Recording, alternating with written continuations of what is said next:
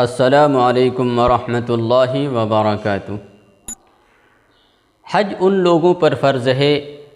جن کے پاس پیسے ہو اور وہاں تک پہنچنے کی سہولتیں ہوں، وہاں تک پہنچ سکے، نان و نفقہ کا بھی انتظام کر سکے، وہاں سے واپس آنے کا پیسہ بھی ہو، اس پر حج فرض ہے، وہ صاحب استطاعت ہو گئے۔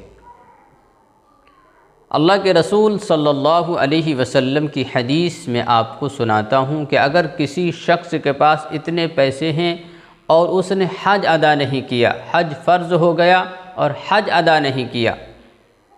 اللہ کے رسول صلی اللہ علیہ وسلم فرماتے ہیں کہ جب ان کی موت آئے گی، جب وہ دنیا سے رخصت ہوگا، تو وہ یا تو یہودی بن کر مرے گا یا عیسائی بن کر مرے گا، مجھے اس کی کوئی پرواہ نہیں ہے۔ تو حج جس شخص پر بھی فرض ہو جائے، جس شخص پہ بھی فرض ہو جائے، کسی کا انتظار نہیں کرنا چاہیے۔ آج ہم انتظار کرتے ہیں کہ ہمارے مکان بنانا ہے،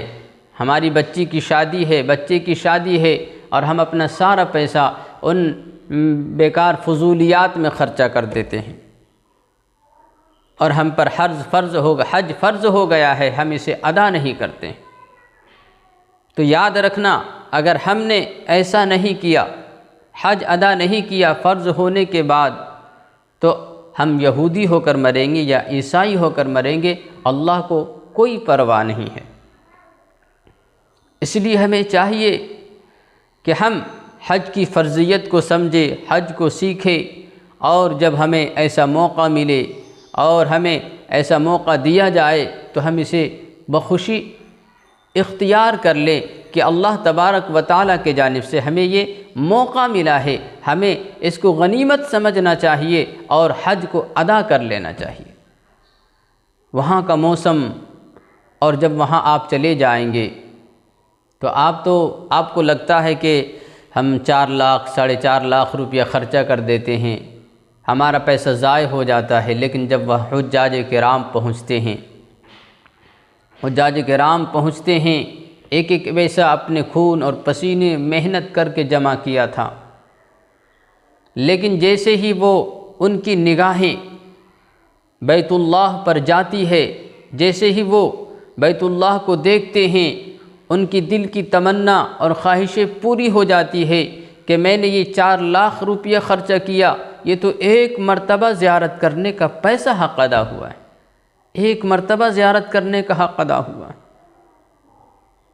وہاں کی رونق، وہاں کی خوبصورتی، وہاں کا ماحول، حج کے زمانے میں آپ جب جائیں گے تو ہر طرف حجاج کرام، ہر طرف حاجی آپ کو نظر آئے گا، حاجی آپ کو نظر آئے گا۔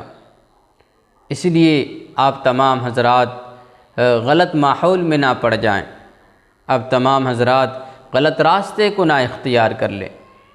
اگر آپ کو حج کرنے کے لیے جانا ہے تو آپ علماء سے رابطہ کریں، ائمہ حضرات سے رابطہ کریں، اور جو وہاں سے حج کر کے آیا ہے ان سے حج سیکھ کر جائیں۔ بہت سارے حضرات وہاں تک تو پہنچ جاتے ہیں پیسے کی بدولت اور روپیے کی بدولت، لیکن انہوں نے حج کو سیکھا نہیں ہے۔ ہر چیز کو سیکھ کے کرنا چاہیے، ہر چیز کو سیکھ کے کرنا چاہیے،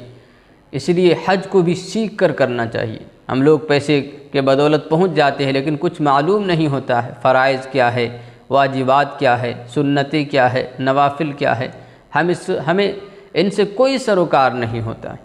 اس لیے پہلے ہمیں حج کو سیکھنا چاہیے، اس کے بعد حج کے لیے ہمیں جانا چاہیے۔